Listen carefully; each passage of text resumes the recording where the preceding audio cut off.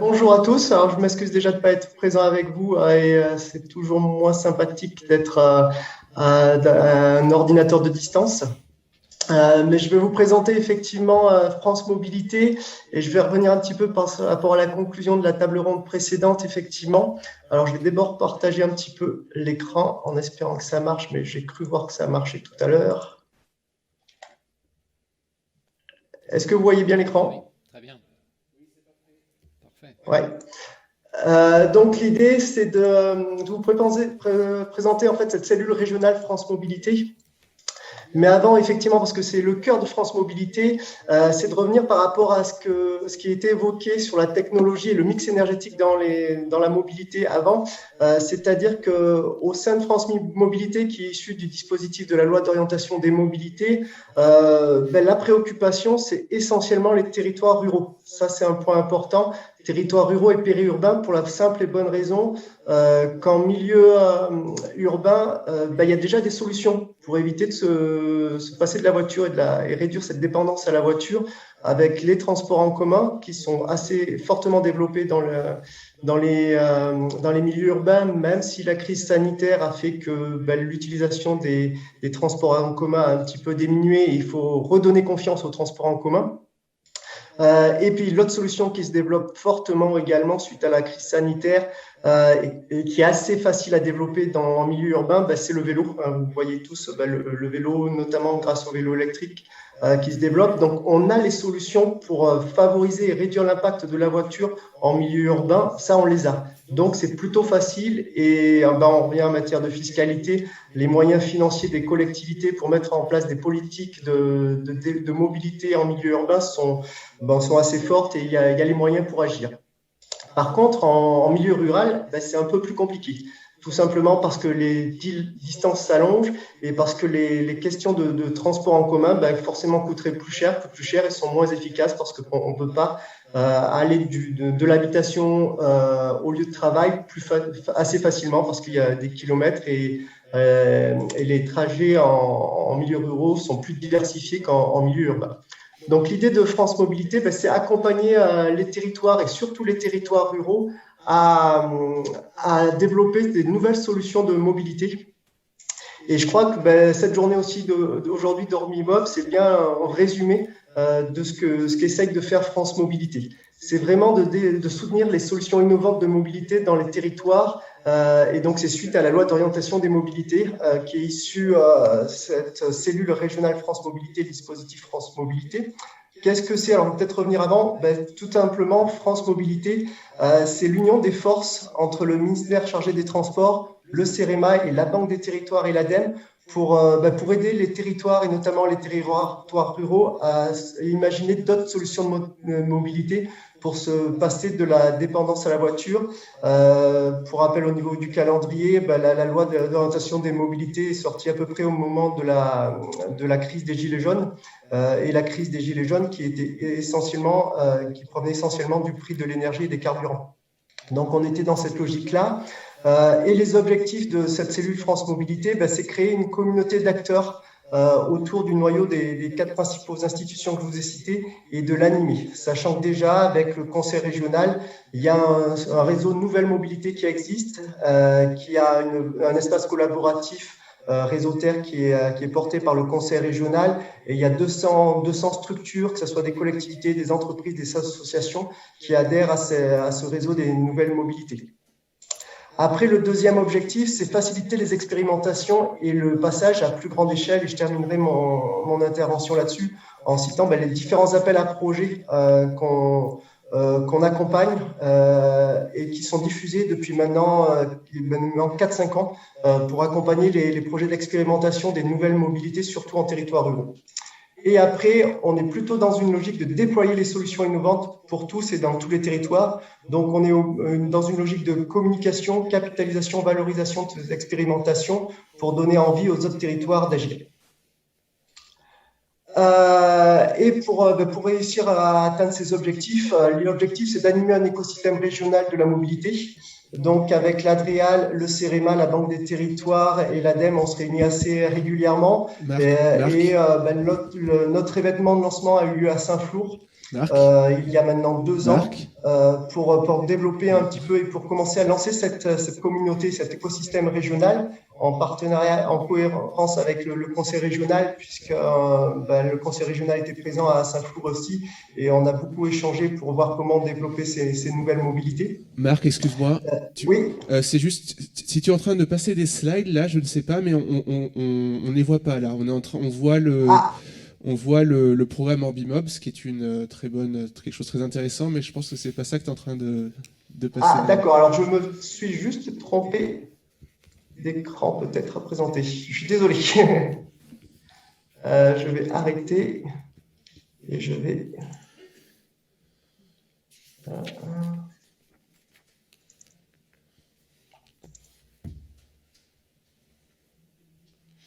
Est-ce que vous voyez quelque chose là? Non? Oui, oui, là, on voit la présentation du coup. Et je vais mettre en mode diaporama parce que j'ai l'impression... Est-ce que vous voyez là, c'est bon? Oui, on voit le diaporama, pas de problème. On voit tes notes aussi, si jamais tu as des notes, mais je pense que tu en as pas. Non, je crois pas. Moi, je ne sais pas, c'est pas ma présentation, puisque c'est une présentation collective qu'on a faite, c'est la présentation officielle de France Mobilité, donc il n'y a pas de souci, il n'y a pas de notes. Moi, j'espère pas, puis il n'y a rien de confidentiel, je pense. Donc voilà les objectifs, les missions.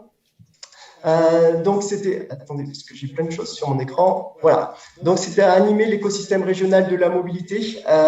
Donc avec logique d'organiser un événement aussi l'année prochaine sur cette question de mobilité. Et par exemple, là, on prévoit de faire un webinaire sur la mobilité inclusive dans cette logique-là. Et puis l'essentiel, depuis 3 ans maintenant, l'essentiel de notre activité, c'est aider les projets des collectivités. Et vous l'avez vu dans le déroulé de la journée, donc je vais en faire la liste un petit peu tout à l'heure, mais la plupart des projets qui ont été évoqués cet après-midi ont été accompagnés dans le cadre de notre appel à projet de territoire d'expérimentation des nouvelles mobilités durables. Et on est dans une logique d'accompagnement à la fois technique avec le CEREMA, nos collègues du CEREMA, et financière avec nos dispositifs d'aide. Le troisième point, la troisième mission, c'est centraliser les ressources documentaires. Et là, je vous présenterai la plateforme France Mobilité. Et le quatrième, c'est participer aux appels à projets France Mobilité, diffuser un petit peu et valoriser les candidats. Et c'était un petit peu l'objet, et je remercie Orbimob, l'objet de cette journée, de mettre ces territoires en avant qui font déjà de belles réalisations.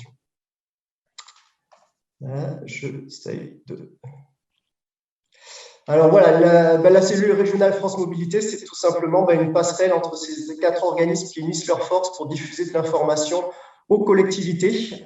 Donc c'est vraiment notre priorité quand même, c'est les collectivités, mais pas que. C'est aussi à destination des entreprises, des associations et des autres acteurs. Je pense notamment aux entreprises et aux startups qui développent des solutions de mobilité, notamment basées sur le numérique, et qui ont souvent besoin de territoires d'expérimentation. Donc l'idée de la cellule, c'est remettre en relation effectivement ces entreprises, ces nouvelles entreprises qui développent des solutions avec les collectivités. Ça, c'est vraiment un point fort. Et les associations, parce que dans le domaine de la mobilité, il y a beaucoup d'associations qui gravitent, des associations sur le covoiturage, des associations sur l'autopartage, par exemple, de mettre tout ça en lien pour développer des expérimentations. Voilà. Les événements régionaux, donc je ne vais pas m'attarder trop longtemps là-dessus. Donc, on avait organisé Saint-Flour, donc il y a une logique de labellisation, c'est-à-dire que voilà, s'il y a des formations, des conférences, des webinaires qui veulent avoir le label France Mobilité, il faut en faire la demande. Et puis France Mobilité, donc le CEREMA, la Banque des Territoires, l'Adréal, on s'associe à toutes les manifestations, déjà pour présenter France Mobilité, les différents dispositifs de soutien, et on peut co-organiser des genres d'événements. Voilà un petit peu cette logique-là, toujours dans une logique de valoriser les bonnes expériences sur les territoires et les diffuser à d'autres territoires et leur donner en compte.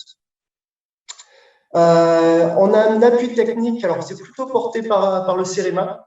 C'est un conseil en amont gratuit pour les collectivités locales des zones rurales, périurbaines et des petites villes.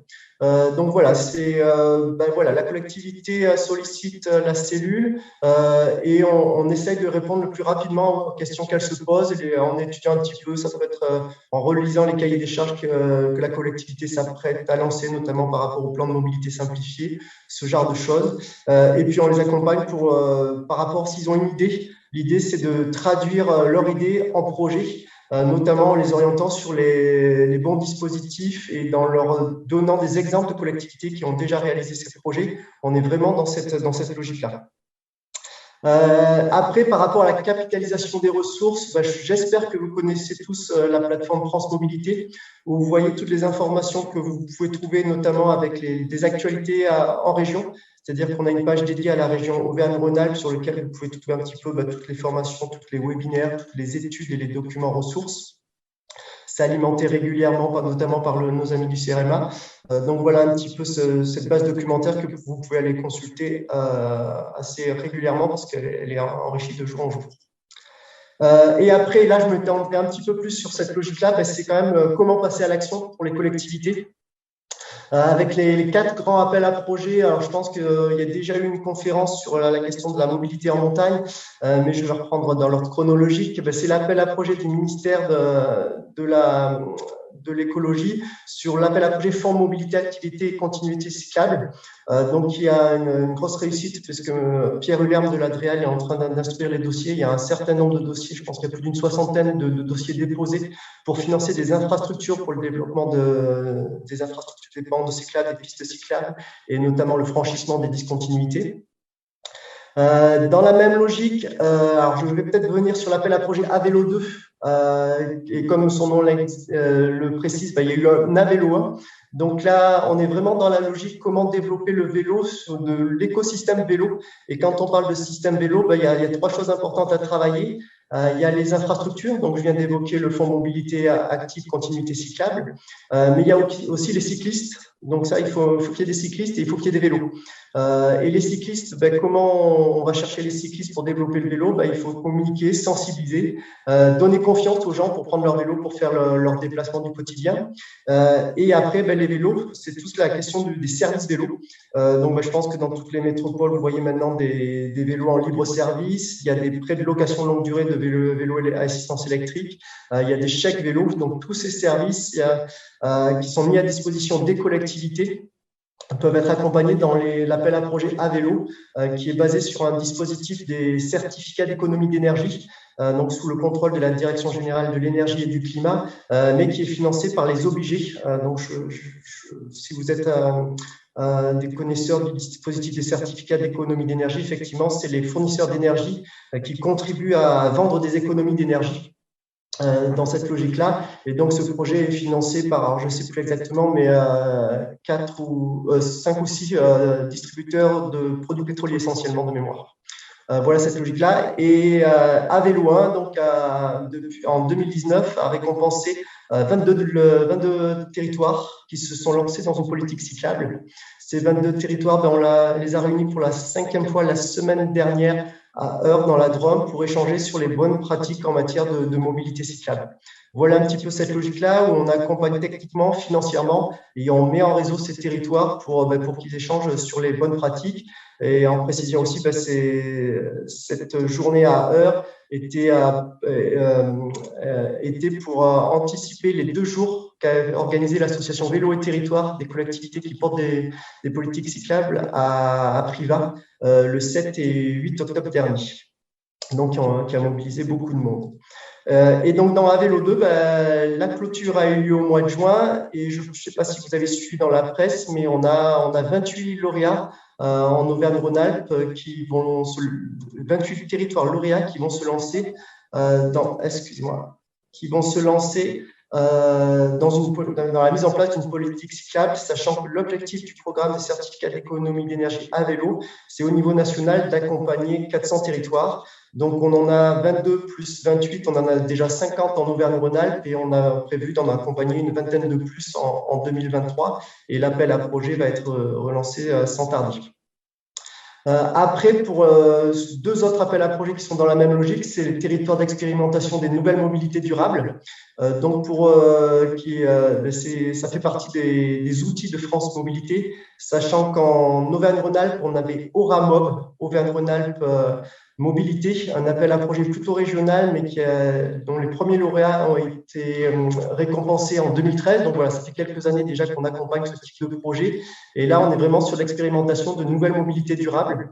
Donc ça peut être des stratégies de mobilité, ça peut être le développement de l'autopartage, du covoiturage, ce genre de projet, et notamment en territoire peu dense. C'est vraiment cet objectif. Et là, je pense que aussi, vous avez vu dans la presse, ça a été annoncé par le ministre des Transports il y a une quinzaine de jours maintenant. En Auvergne-Rhône-Alpes, on a 7 lauréats sur la 5e édition de cet appel à projet TENMOD. Donc, une belle réussite en Auvergne-Rhône-Alpes, puisqu'on est souvent la première région en nombre de dossiers à cet appel à projet. Et donc, je vais vous présenter rapidement les lauréats que vous avez pour la plupart entendus aujourd'hui. Et après, un petit nouveau, c'est l'appel à projet Avenir Montagne Mobilité, mais je crois que ça vous a été présenté lors d'Orbimob dans des conférences précédentes. Et voilà un petit peu ce que ça donne au niveau de l'Auvergne. Donc, je crois que vous avez eu Covoit Santé qui a été présenté dans la journée. Donc, voilà les lauréats qu'on accompagne. Le SMTC aussi avec la ligne de covoiturage Covoit ici. Donc, c'était un projet, je pense que c'était pas dans TENMOD, mais ça avait été également accompagné pour étudier ce genre d'expérimentation de covoiturage organisé je crois que ça vous a été également présenté aujourd'hui. Et puis, le syndicat mixte des transports urbains du bassin thiernois sur une maison de la mobilité a été lauréat de la vague 4 de l'appel à projet de l'année dernière. Donc, c'est un projet qui est lancé et dont les représentants étaient également là aujourd'hui. Et un projet qui est en train de se terminer sur l'aspect ferroviaire qui a été, je crois, traité en début de journée. C'est le syndicat ferroviaire du Livradois-Forêt qui gère la ligne ferroviaire entre Thiers et Le Puy. Pour sauver et redonner une vision à long terme de cette ligne ferroviaire. Voilà des projets qui sont accompagnés dans TENMOD. Et je vous ai rajouté également les 2 petits derniers, dont c'est Rion, Limagne et Volcan, qui est lauréat cette année sur une maison de la mobilité, mais l'originalité, c'est qu'elle est mobile pour aller au plus près des habitants. C'est-à-dire que c'est un bus qui va informer sur les services de mobilité de la collectivité dans chaque commune de la communauté de communes. Et puis, le garage solidaire dans le Cantal, à Aurillac, qui est lauréat de la vague 5, effectivement, de TENMOD. Donc voilà, le garage solidaire à vocation sociale, qui est inauguré la semaine prochaine par le préfet du Cantal. Les Rions et le garage solidaire, c'est 2 lauréats de cette année. Et la nouvelle aussi, pour tous les territoires qui sont intéressés, l'appel à projet va être relancé dans les prochaines semaines pour une clôture au printemps. Donc, si vous avez des questions, n'hésitez pas, sachant que pour revenir à France Mobilité, je crois que David Dubois, excusez-moi, David Dubois vous a présenté en fait les réflexions de la prise de compétences sur la mobilité en Auvergne tout à l'heure. Donc voilà, ça fait partie des présentations et de l'ensemble et du panorama des activités de France Mobilité. On vous accompagne sur tous vos projets, que ce soit des informations techniques, des financements et après de la valorisation de vos projets. Et qui, comme on le voit, en fait, on voit là les premiers résultats des expérimentations qui méritent d'être diffusées sur d'autres territoires. Voilà un petit peu. Et si vous avez des questions, il y a toutes. Alors, je vais mettre les adresses de France Mobilité, là où on pourra vous répondre de manière générale, que ce soit le CEREMA, l'Adréal, la Banque des Territoires et l'ADEME. Et puis pour l'ADEME, si vous avez des questions un peu plus techniques sur le management de la mobilité, donc tout ce qui est vélo, autopartage, covoiturage et Mathias Copy, tout ce qui est technologie des transports. Donc, on l'a vu tout à l'heure, donc entre l'électricité, le gaz, et on peut encore aussi parler d'hydrogène, entre les 3 vecteurs énergétiques.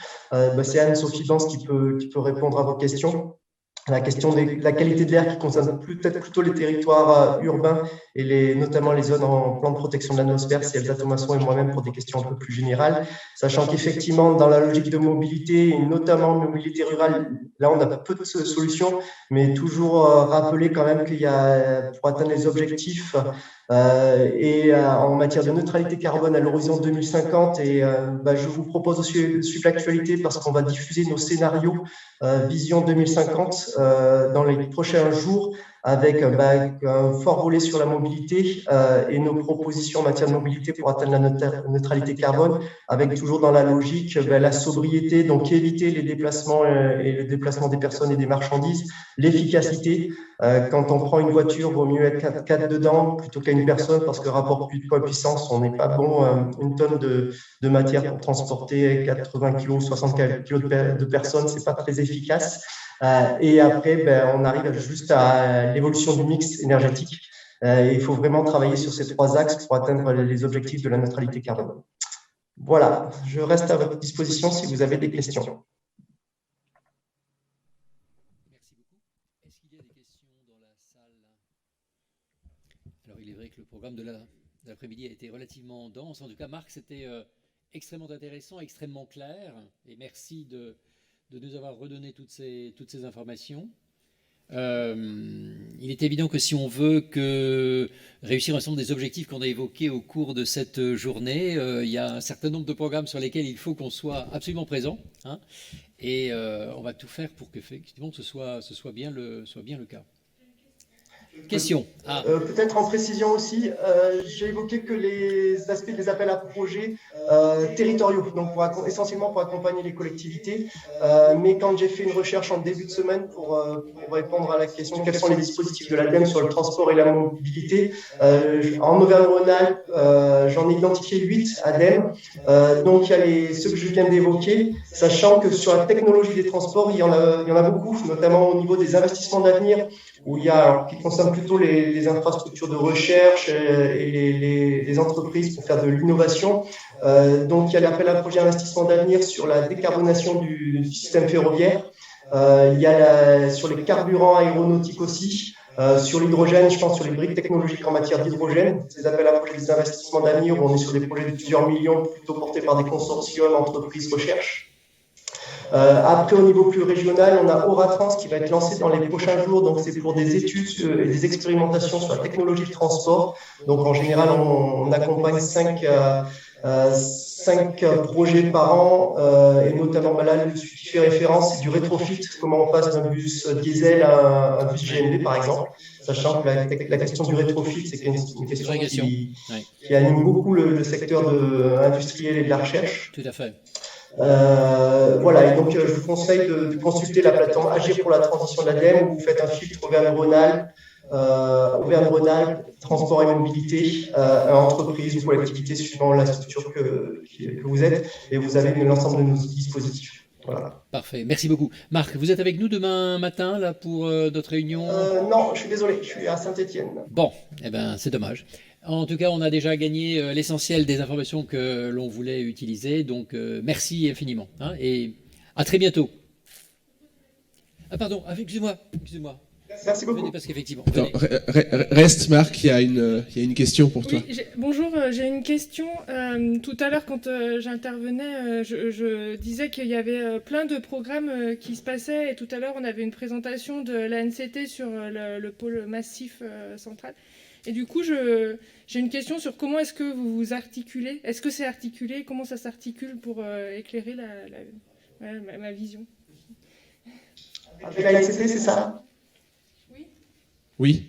D'accord. Alors plutôt sur l'appel à projet montagne ou de manière générale?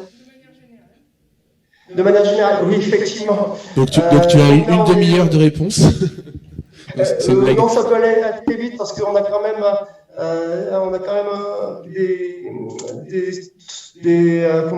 des contrats structurants, ça s'appelle les contrats de relance et de transition écologique, que doivent signer toutes les collectivités avant la fin de l'année de mémoire.